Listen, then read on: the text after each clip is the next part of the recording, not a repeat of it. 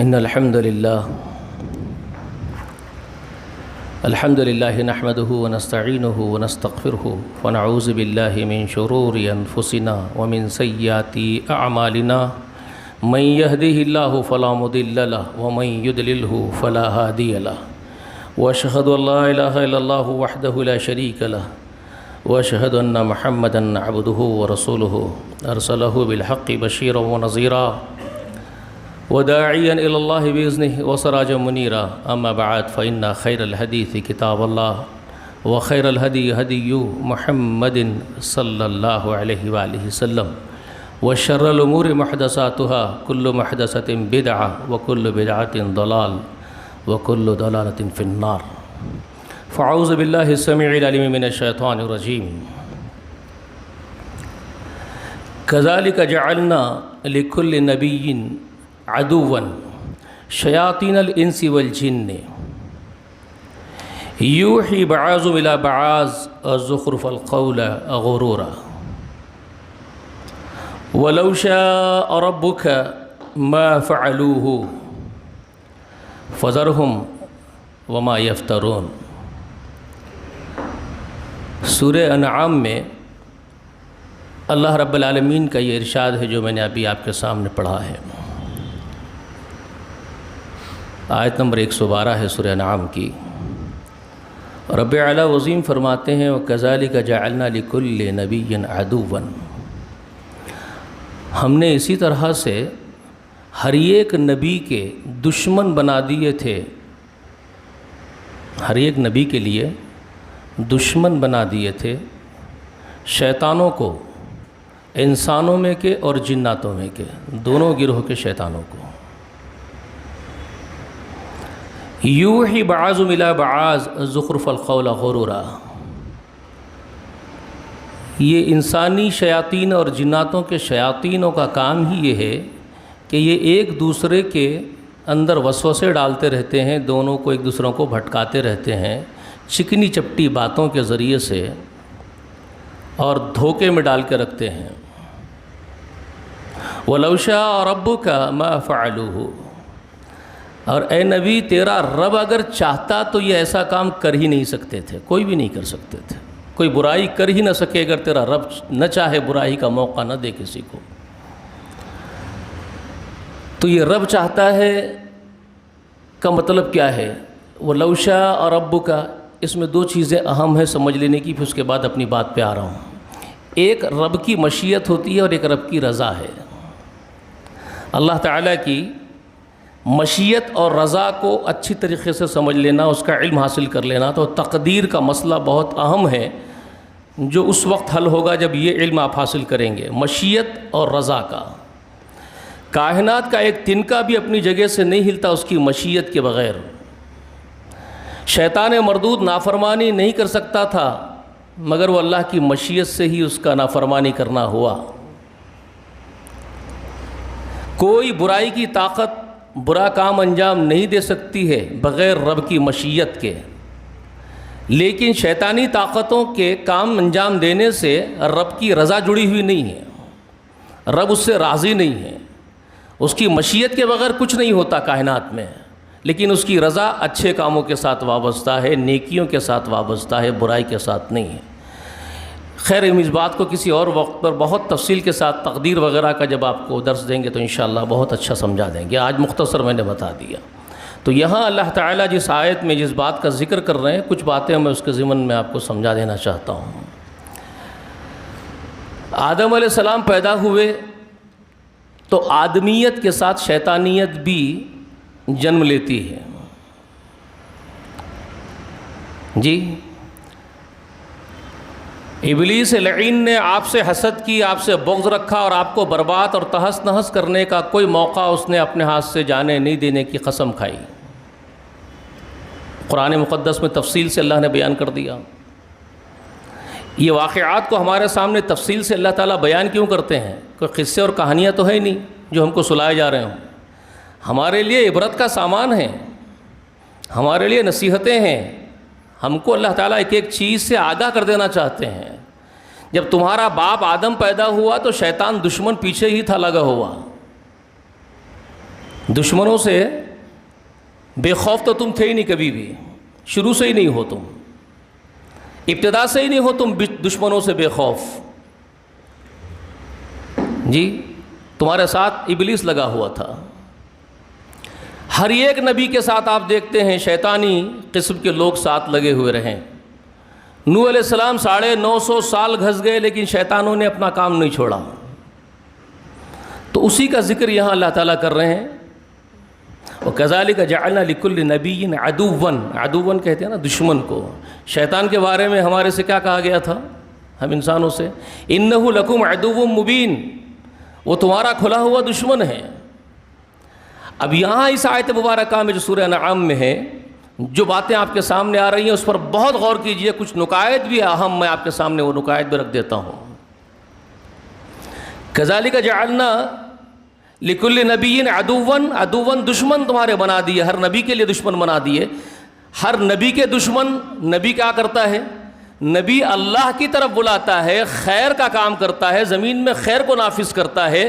تو شر پسند جو لوگ ہیں، جو شر پھیلانا چاہتے ہیں، جو شریر قسم کے لوگ ہیں، جن کے مفادات جڑے ہوئے شر کے ساتھ، مفادات شر سے وابستہ ہوتے ہیں، شر کے ذریعے سے ان کی آمدانیاں ہوتی ہیں، تو وہ تو ایڑی چوٹی کا زور لگاتے ہیں خیر کو دبا دینے کے لیے اور خیر کو مٹا دینے کے لیے. ہر زمانے میں رہا، ہر ایک زمانے میں رہے ایسے لوگ.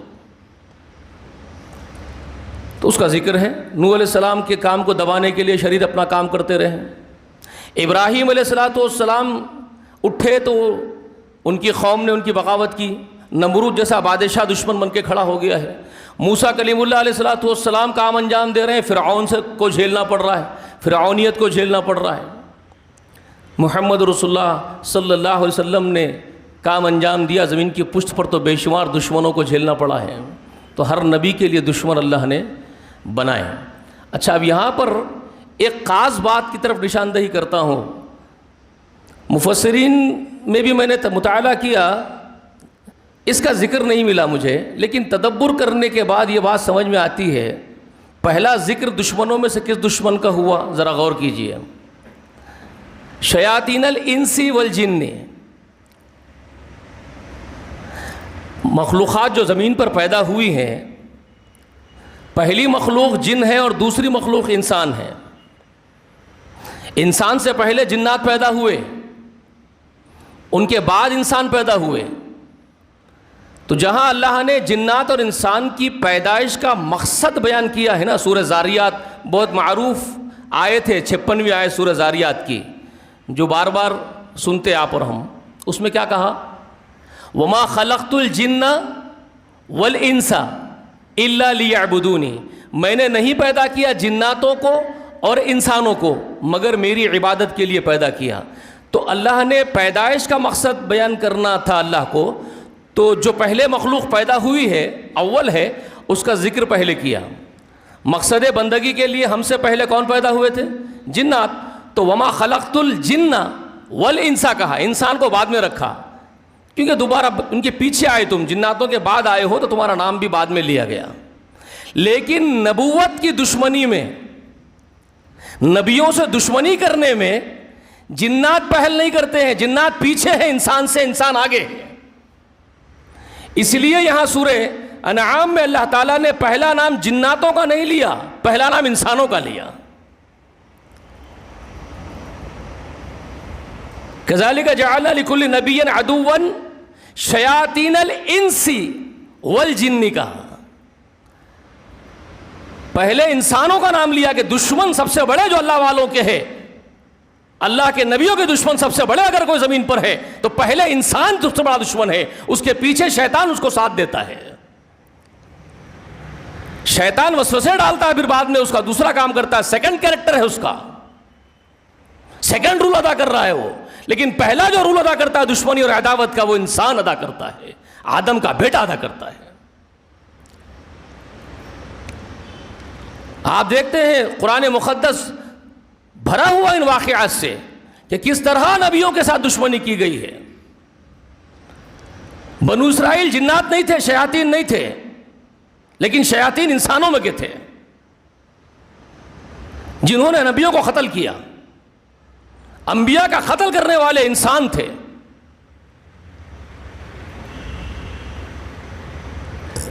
یہاں تک کہ موسیٰ کلیم اللہ کو ختم کر دینے کے در پر فرعون انسان تھا، آدم کا بیٹا تھا. ابراہیم علیہ السلام کو آگ میں جلانے والے انسان تھے. شیطان پیچھے سے آ کر کے ورغلاتا تھا، وہ پیچھے تھا، آگے انسان تھا.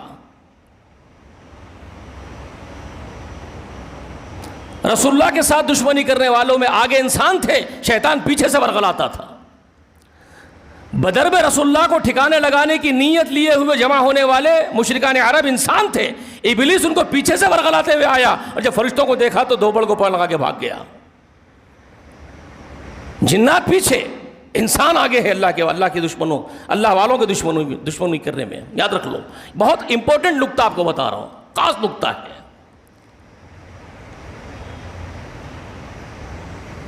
اور یہ ایک دوسرے کو چکنی چپٹی باتیں کر کے بہکاتے ہیں. یہ آپ کو ستانے کے در پہ رہتے ہیں. ان کا کام ہی یہ ہے کہ اللہ والوں کو ستایا جائے، اذیتیں پہنچائی جائے، تکلیفیں پہنچائی جائے. ان کا کام ہی یہ ہے. صدیوں سے، ہزاروں برس سے رہا، نیا نہیں. 950 سال نبی اللہ ستائے گئے نوح علیہ السلام. آپ تمام انبیاء کے واقعات قرآن پیش کر رہا ہے، دیکھتے جائیے نا. کن کو چھوڑا؟ ہود علیہ السلام چھوڑ دیے گئے، صالح علیہ السلام چھوڑ دیے گئے، یونس علیہ السلام چھوڑ دیے گئے، ستائے نہیں گئے.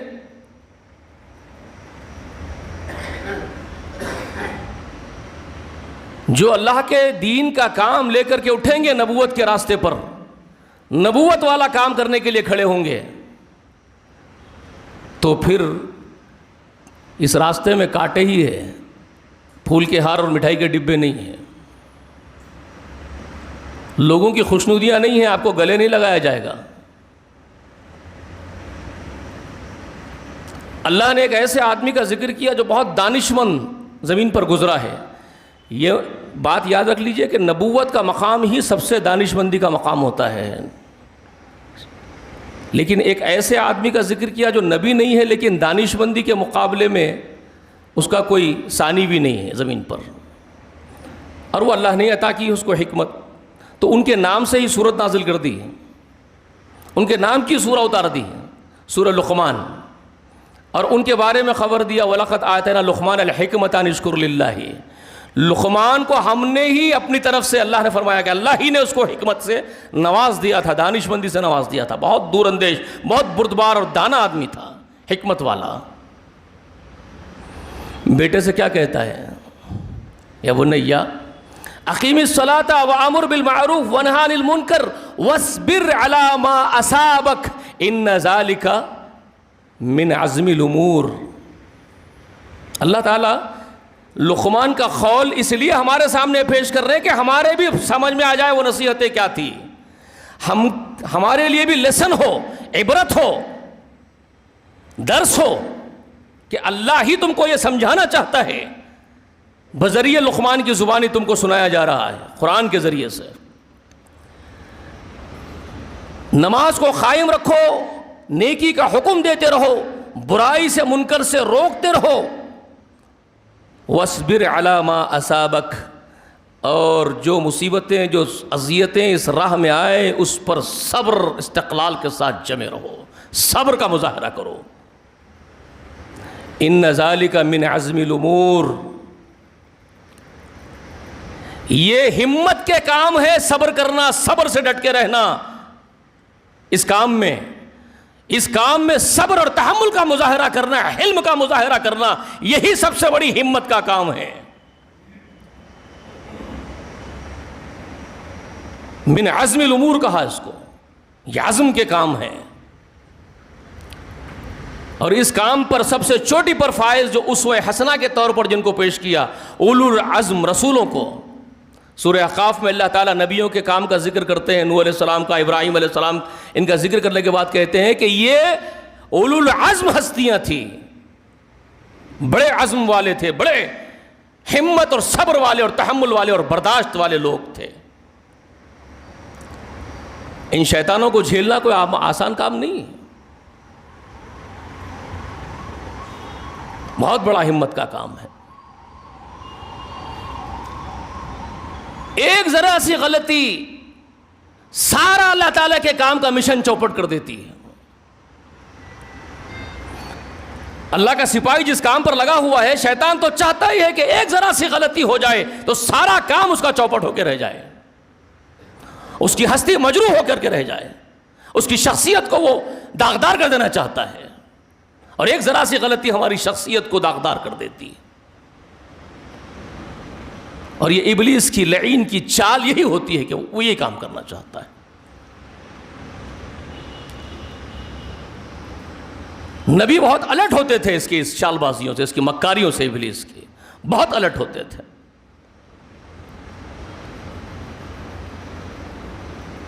ما انتم الا بشر مثلنا وما انزل الرحمن ان انتم الا فی تکذبون، اس طرح کی باتیں کرتے تھے نبیوں کے ساتھ۔ ہم کو کیوں سنایا جا رہا قرآن کے ذریعے سے؟ تم کچھ بھی نہیں ہو، ہم جیسے ہی بشر ہو، ہم تم کو نہیں مانتے، کچھ بھی نازل نہیں کیا تم پر رب نے، تم جھوٹ بکتے ہو۔ اس طرح کی باتیں نبیوں سے کی، تم جھوٹ بولتے، یہاں تک کہ نبی علیہ السلام کو کذبتا کہا، تم جھوٹے ہو، جھوٹ بول رہے ہو۔ اللہ کی پناہ ہے، جس قوم نے نبی علیہ السلام کی قسمیں کھائی تھی آپ کی وفاداری اور آپ کی امانت داری، آپ کی دیانت داری کی، وہی قوم کے لوگ آپ کو کذاب بھی بول رہے ہیں، نعوذ باللہ، اٹھ کر کے قرآن میں ہے۔ مجنو بول رہے ہیں، دیوانہ بول رہے ہیں، جادو ہو گیا بول رہے ہیں، سحر زدہ بول رہے ہیں، یہاں تک کہ کذاب بھی بول رہے ہیں۔ کیا کچھ جھیلا ہے ہمارے آقا محمد رسول اللہ نے، آپ جانتے ہیں؟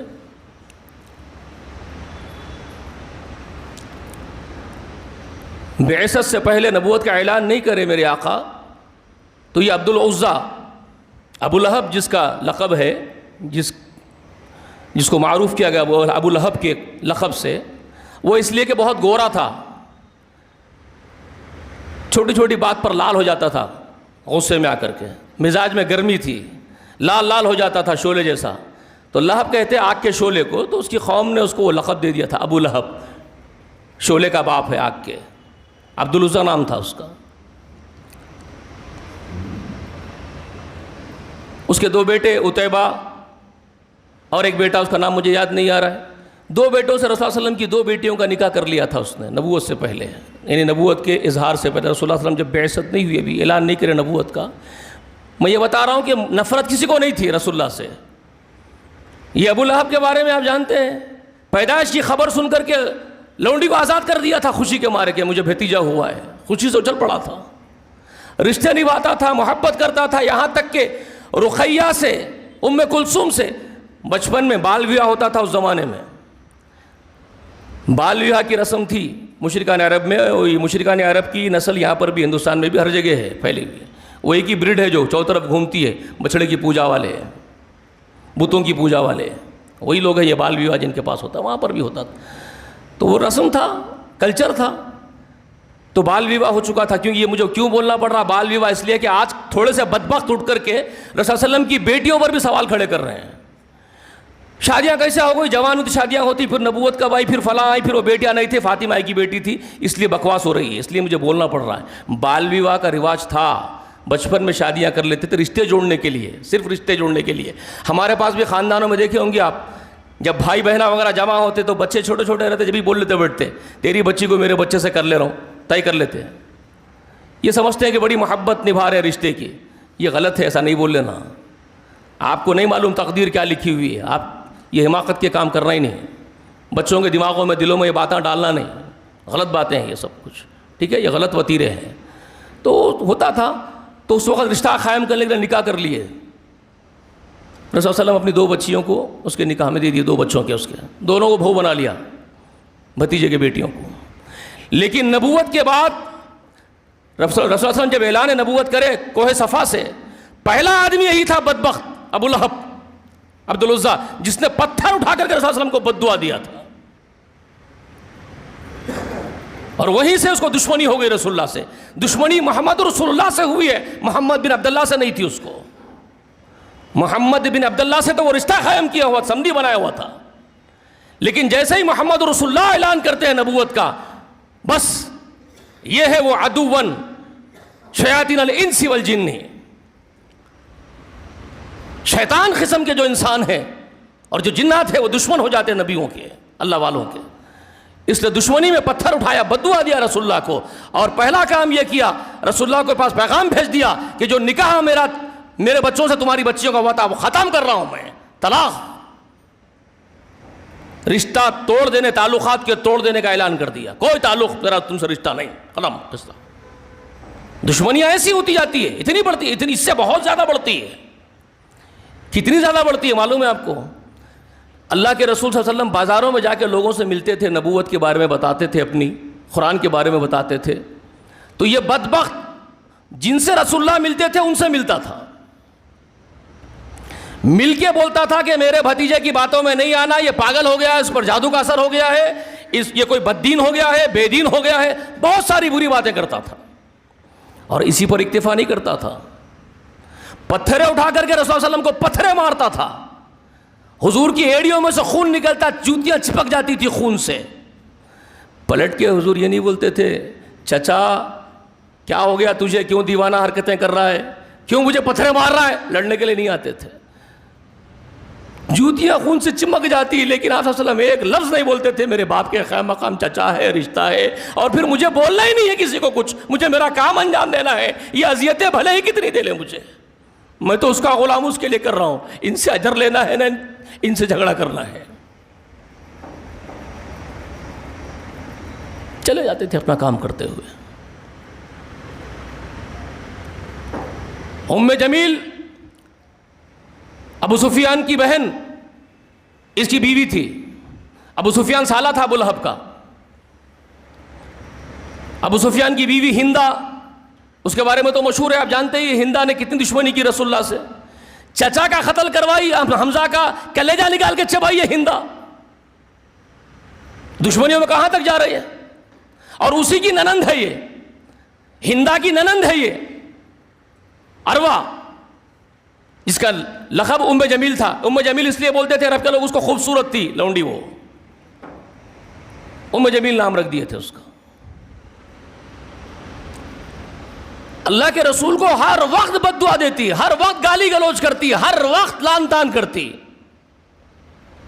رستے میں کانٹے بچھاتی، رسول اللہ کے کانٹے بچھاتی تھی، جس سے آپ کے پیر چھلنی ہو جاتے تھے، صبح صبح کے وقت گھر سے نکلتے معلوم ہی نہیں ہوتا، گھر سے نکلتے ہی کانٹوں میں پیر گر گیا، پیر زخمی چھلنی ہو جاتے تھے رسول اللہ کے۔ انتقام نہیں لیتے تھے، بدلہ نہیں لیتے تھے۔ بے شمار واقعات، ابو جہل کتنے تھے، حکم بن ابی العاص بن امیہ، جی بہت سارے دشمن رسول اللہ کے، کوئی کسر باقی نہیں چھوڑتے تھے۔ عقبہ بن ابی معیط سب سے رذیل ترین آدمی، ایک گروہ تھا، ایک ٹولہ ابو جہل لے کے بیٹھتا تھا پورے مشرکوں کو، اس میں عتبہ ہے، عتبہ بن ربیعہ ہے، شیبہ بن ربیعہ ہے، عتبہ کو، شیبہ کو، ولید کو جمع کر لے کے بیٹھتا تھا، امیہ بن خلف کو، امیہ بن خلف کا چھوٹا بھائی بھی ذلیل ترین آدمی ابی بن خلف، وہ پورے بیٹھتے تھے جمع ہو کر کے، اور رسول اللہ کا ٹھٹا اڑاتے تھے، مذاق اڑاتے تھے بیٹھ کر کے۔ 25 رکونوں پر مشتمل ایک ٹولہ بنایا تھا اس نے، ایک کمیٹی بنایا تھا اس نے، کارکنان کمیٹی ابو جہل بنوایا، اور اس کا سردار کس کو بنائے جانتے ہیں؟ ابو لہب کو بنائے، کیونکہ رسول اللہ علیہ وسلم اعلیٰ خاندان کے شرف والے آدمی، انتہائی شریف النفس، اور بچپن سے جوانی سے وہ دیکھتے آئے وہ باعزت آدمی ہے رسول اللہ صلی اللہ علیہ وسلم، تو ان کے سامنے جانا، ان کے ساتھ گستاخانہ حرکت کرنے کی ہمت نہیں تھی، جرت نہیں کر سکتے تھے، بہت وقار والے پروقار آدمی تھے رسول اللہ، تو ہمت نہیں کر پاتے تھے۔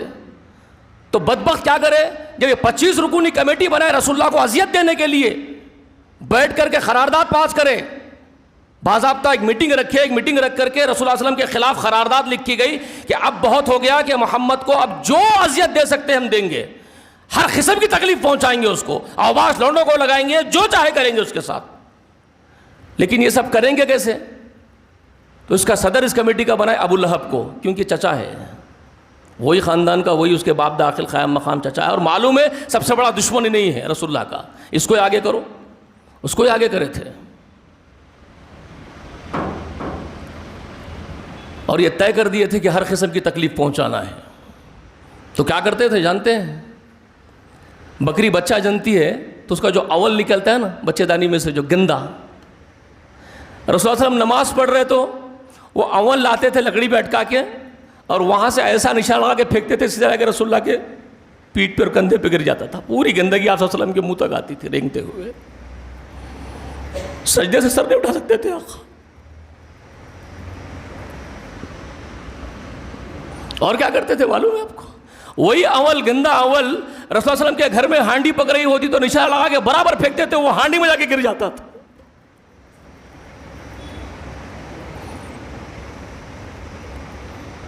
رسول صلی اللہ علیہ وسلم باہر نکلے، اے بنو عبد مناف، لکڑی پہ اٹکا کے وہ اول کو نکل کے کہتے ہیں اے بنو عبد مناف، تم میرے ہمسایہ، میرے پڑوسی ہو، میرے رشتہ دار بھی ہو، کیا خراب بدداری کا حق ایسے ادا ہوتا ہے؟ کیا رشتے ایسے نبھائے جاتے ہیں؟ ایسے خراب بدداری نبھائی جاتی ہے کہ میرے بچے بلکتے ہوئے بھوکے سو جائیں گے؟ آج کھانا خراب کر دیا تم نے میرے بچوں کو. بچوں کے لیے کھانے کے لیے کھانا قابل نہیں چھوڑتے تھے. ایک دن یہی ابو جہل پورے ٹولے کو جمع کر کے ہنستے ہوئے بیٹھا، رسول صلی اللہ علیہ وسلم کعبے کے پاس نماز پڑھ رہے ہیں. تو یہ بدبخت ابو الحکم بولتے تھے اس کو، کیونکہ یہ بڑا تھا، سردار مانتے تھے اس کو، اور پورے جی حضوری کرتے تھے، چھچورے لونڈے بڈھے سب اس کے پورے بوڑھے جمع ہو کے اس کی جو ہے جی حضوری کرتے تھے ابو جہل کی.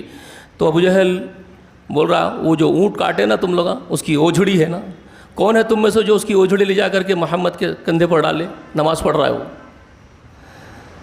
تو یہ عقبہ بن ابی معیط سب سے رذیلہ ترین آدمی، یہ ذلیل اٹھ کے بولا کہ میں یہ کام کروں گا. گیا، جا کر کے وہ اوجھڑی لے کے آیا، لا کے چھپ کے انتظار کر رہا ہے. رسول اللہ سجدے میں جاتے ہی جا کر کے رسول اللہ کے اوپر پورا انڈل دیا اوجھڑی کندھے پر. اور یہ واقعہ کون بیان کر رہے ہیں؟ صحیح بخاری میں ہے. عبداللہ بن مسعود کہہ رہے ہیں کہ میں اس وقت بہت کمزور، ایک تو کم عمر تھے، بکریاں چراتے تھے، چرواہے تھے، حیثیت بھی نہیں سرداروں سے لڑنے کی. تو یہ واقعہ بیان کر رہے ہیں کاش میرے اندر طاقت ہوتی تو مارتا ان لوگوں کو اس دن اپنے ہاتھوں سے، مگر میں کچھ نہیں کر سکتا تھا. میں نہتا دیکھ رہا ہوں یہ کچھ کر رہے ہیں محمد رسول اللہ کے ساتھ. لا کر کے عقبہ بن معیط کو اوجھڑی ڈال دیا. تو اس کے بعد قیقے لگا کر کے ہنس رہے ہیں، ابو جہل ہنس رہا، سب ہنس رہے ہیں، ایک کے اوپر ایک گر کے لوٹ پوٹ کے ہنس رہے ہیں. اس کے بعد کیا ہوا؟ ہماری بہن چھوٹی سی فاطمہ بہت چھوٹی تھی، بلکتے ہوئے روڑتے ہوئے آئی، پوچھنے کے کو پکار کے پوچھ رہے میرے ابو کیا گناہ کرتے ہیں بھائی؟ کیا دشمنی ہے آپ کو میرے ابو سے؟ کیوں ستاتے ہو میرے ابو کو؟ سجدے میں سے نہیں اٹھ سک رہے ہیں. وہ بیٹی آ کر کے پورا سجدے کی حالت میں باپ کو دھلا رہی، صاف کری. تب رسول اللہ صلی اللہ علیہ وسلم سجدے سے اٹھے اور اپنے گھر چل دی. بے شمار اذیتیں ہیں، آپ کو میں کتنا بولوں اتنے سے وقت میں. 13 سال تک تو مکے کے اندر سے ہے، اور 13 سال ہونے کے بعد مدینے میں 10 سال بھی ان کو برداشت کیا. وہاں گئے تو بھی پیچھا نہیں چھوڑے، اور وہاں کے لوگ بھی نہیں چھوڑے. یہاں مکے کے یہ کافر تھے، تو وہاں جانے کے بعد وہ یہودی بھی تھے اور منافقین بھی تھے جو اذیت دے رہے تھے. پورے 23 سال تکلیفیں اٹھائی ہے میرے حبیب نے، محمد رسول اللہ نے جی. مگر اپنی ذات کے لیے انتقام کسی سے کبھی نہیں لیا. ایک بھی تاریخ میں آپ واقعہ نہیں بتا سکتے آپ کہ محمد رسول اللہ نے اپنی ذات کو ہونے والی تکلیف کا بدلہ لے لیا ہو، حملہ کر دیا ہو. ایک بھی نہیں بتا سکتے آپ. کیوں؟ کیونکہ یہ ہمت کے کام ہے. نبیوں کو اللہ نے اسی طرح سے حلم اور تحمل کے لیے ہی پیدا کیا ہے.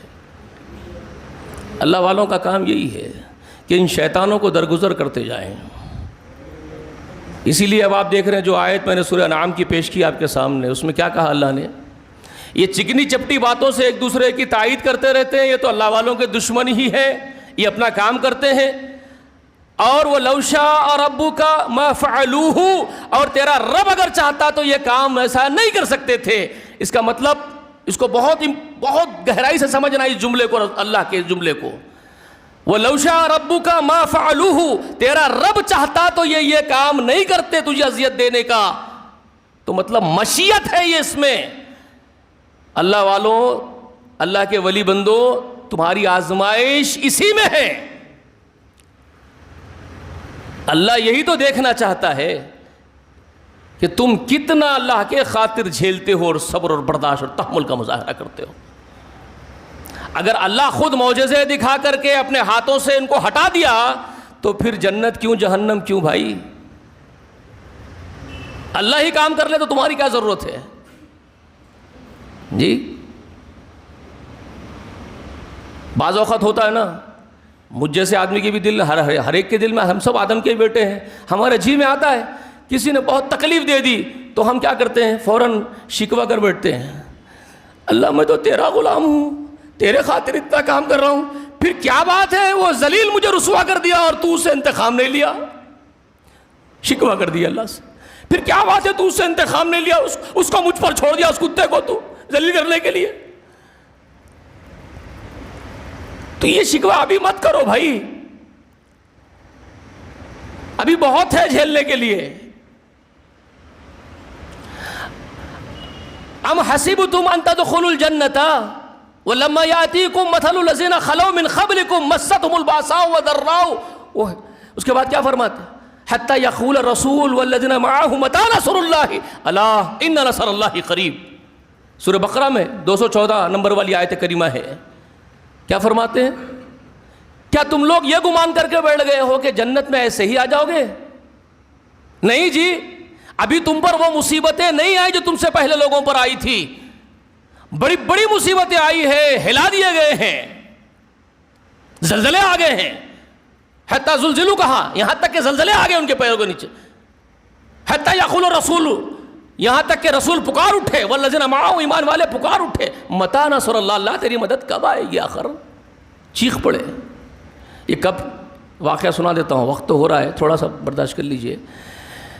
ایک صحابی تھے، لوہار کے بھٹی کے پاس کام کرتے تھے جی، لوہار کے پاس کام کرتے تھے، لوہار کی بھٹی پھونکتے تھے. مسلمان ہو گئے. کافران مکہ یہی ابو جہل وغیرہ وغیرہ سب وہ لوہارنی کے پاس جمع ہوتے تھے. عورت تھی وہ لوہارنی، اس کے پاس جمع ہوتے تھے اور ان کو تکلیف دیتے تھے مسلمان ہونے کی وجہ سے. روزانہ گرم لوہا اٹھا کے چھپا دیتے، اذیتیں دیتے، گالی گلوچ کرتے، بولتے محمد کے پاس نہیں جانا، اپنے دھرم میں واپس آ جا. وہ نہیں سنتے تھے. خباب بن ارت کی بات کر رہا ہوں، مشہور صحابی رسول اللہ کے خباب بن ارت. ایک دن بدبختوں نے کیا کیا، ہاتھ پیر پکڑ کے اٹھائے، ننگی پیٹ بیٹھتے تھے وہ، صرف کپڑا تہبند لپٹ کر کے گرمی کی وجہ سے، تو اٹھا کر کے ان کی ننگی پیٹ کو انگار پر رکھ دیے، جلتے ہوئے لوہے کے شعلوں پر. ان کی پیٹ پگھل کر کے چربی سے وہ آگ بجھی. سوچئے کیا تکلیف ہوئی، کتنا چلا اور کرائے ہوں گے. کراتے، چیختے چلاتے رسول اللہ کے پاس دوڑے ہوئے جلی ہوئی راکھ پیٹ کو لے کر کے رسول اللہ کو بتا کے کہا، رسول اللہ ان بدبختوں کے لیے بد دعا کیجئے. رسول اللہ نے کہا، خباب صبر کرو، صبر کرو، یہ حالات آئیں گے. اور پھر اس کے بعد رسول اللہ نے یہی جو سورہ بقرہ میں مدینے میں نازل ہونے والی سورت کی وہ آیت اپنے انداز میں اس وقت، یا تو آیت پہلے اتر گئی پھر اس کو مدنی صورت میں رکھا گیا، یا رسول اللہ علیہ وسلم نے اس وقت یہی بات بیان کی کہ تم سے پہلے لوگوں پر بڑی مصیبتیں آئی ہیں خباب اس راستے میں. تو رسول اللہ نے اس وقت خباب بن ارت کو کیا سنایا؟ ہم سے پہلے کی جو اللہ والے امت گزری ہے نا، ان کے ساتھ کیا کیا ہوا جانتے ہیں؟ یہ بولتے ہوئے بول رہے ہیں. ان کے جسموں کو زمین میں آدھا گاڑ دیتے تھے اور سر پہ سے آرا چلاتے تھے اور جتنے انسان کے 2 ٹکڑے کر دیتے تھے، جیتے جاگتے انسان کے 2 ٹکڑے شریر کے اس کے کر دیتے تھے. اور پھر کہا رسول اللہ نے لوہے کی کنگیاں بناتے تھے، لوہے کی کنگیاں ان کے گوشت میں اٹکاتے تھے اور کھینچتے تھے، ہڈی اور گوشت کو زندے انسان کے چھل کے الگ کر دیتے تھے. یہ سارے واقعات سنائے اس وقت رسول اللہ نے اپنے صحابہ کو. کہا یہ کچھ جھیلا ہم سے پہلے کے لوگوں نے، ابھی ہم پر وہ مصیبتیں نہیں ہیں. اس کے بعد کہا صبر کرو، امن ہوگا. خباب امن ہوگا، اسلام کا بھی ایک وقت آ جائے گا. پھر رسول اللہ علیہ وسلم نے سنایا کہ ایک عورت اکیلی سفر کرے گی، مینا سے نکلے گی، حضر موت کو جائے گی. حضر موت مشہور تھا، ڈاکوؤں کا علاقہ تھا، لٹیروں کا. اس لیے رسول اللہ نے مثال دے کے بولے کہ حضر موت تک ایک عورت اکیلی جائے گی، سواری پر تنہا جائے گی، کوئی خوف نہیں ہوگا اس کو سوائے وہ جنگلی کتے اور بھیڑیوں کے، وہ تو مخلوق ہے، فطرت پر کام کرے گی، لیکن انسانی خوف ختم ہو جائے گا، امن ہو جائے گا. یہ بشارتیں دیکھیے، تسلیاں دیکھیے، روک کے رکھیے صحابہ کو. بہت تکلیفیں اٹھائے اللہ والے اس راستے میں. اللہ والوں کے جو اوصاف ہے اللہ تعالیٰ نے کئی طریقے سے ان کی تعریفیں کی ہے. اس میں ایک یہ بھی ہے، سورہ آل عمران میں اللہ تعالیٰ فرماتے ہیں الذین ینفقون، جو لوگ ہیں جو اللہ والے لوگ ہیں، اللہ کے نیک بندے ہیں، صبر والے ہیں، وہ اللہ کی راہ میں خرچ کرتے ہیں، فی السراء والضراء، چھپے ہوئے بھی ظاہری بھی خرچ کرتے ہیں، اور کیا کرتے ہیں والکاظمین الغیظ، اور وہ اپنے غصے کو پی لیتے ہیں. اللہ والوں کی پہچان ہے، یہ ان کی شان ہے کہ وہ غصے کو پی لیتے ہیں. اور والعافین عن الناس، وہ انسانوں کو درگزر اور معاف کر دیتے رہتے ہیں ان کی غلطیوں کو. چلو جھٹک کے چھوڑ دیتے، چلو. کتا ہے تو کتے کا کام کرے گا، کتے کا کام بھونکنا ہے بھونکے گا، فطرت جیسی ہے ویسا کام کرے گا. ہر راہ کے کتے کو ہم کتریں گے جا کر کے؟ یہ ہمارا کام تو نہیں ہے.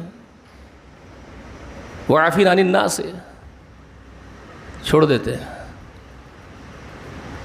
واللہ یحب المحسنین، اللہ محسنین کو، نیکی کرنے والوں کو، بردبار لوگوں کو محبوب رکھتا ہے اپنے.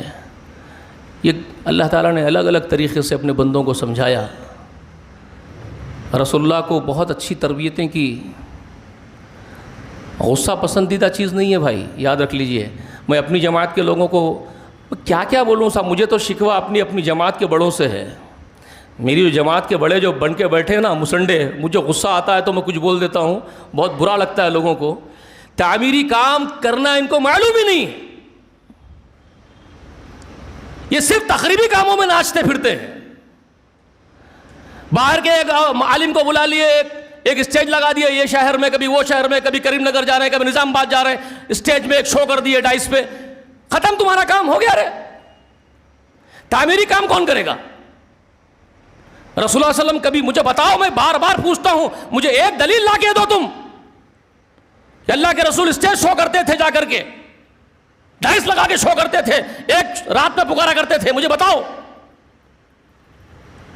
مکے میں تھے، دارالارقم قائم کیا رسول اللہ نے متواتر کام کرنے کے لیے. مدینہ تشریف لے گئے تو مسجد نبوی درسگاہ بنائے متواتر کام کرنے کے لیے. تعمیری کام ہوتا تھا، تزکیہ نفس کا، روحیں سنواری جاتی تھی. یہاں ہے ہی نہیں وہ کام، تربیت کا کام ہی نہیں. رسول اللہ ایک صحابی کو اس کے مزاج کے مطابق تربیت کرتے تھے.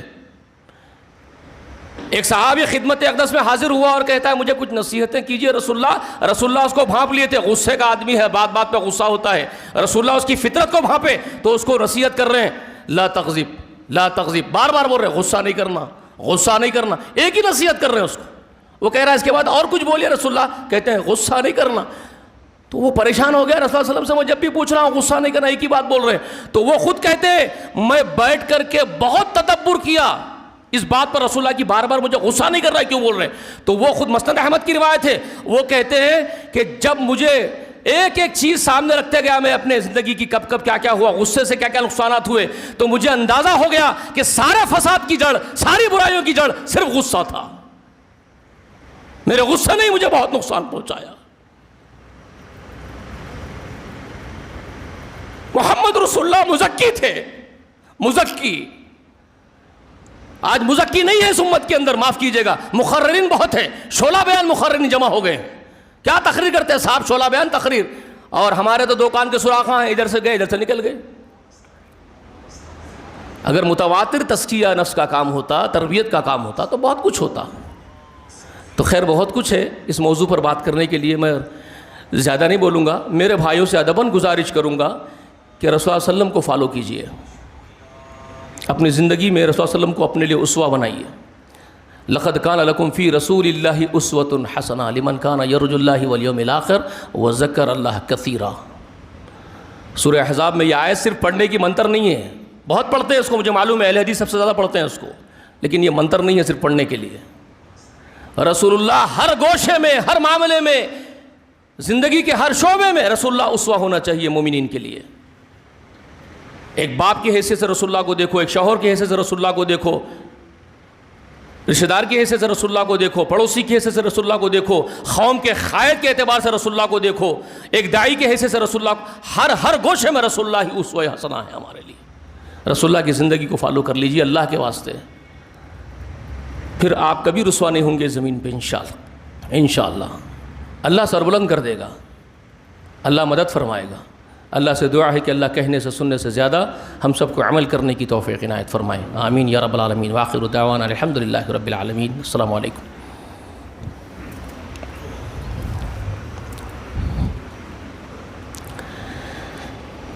ان الحمد للہ نحمده ونستعینه ونستغفره ونعوذ باللہ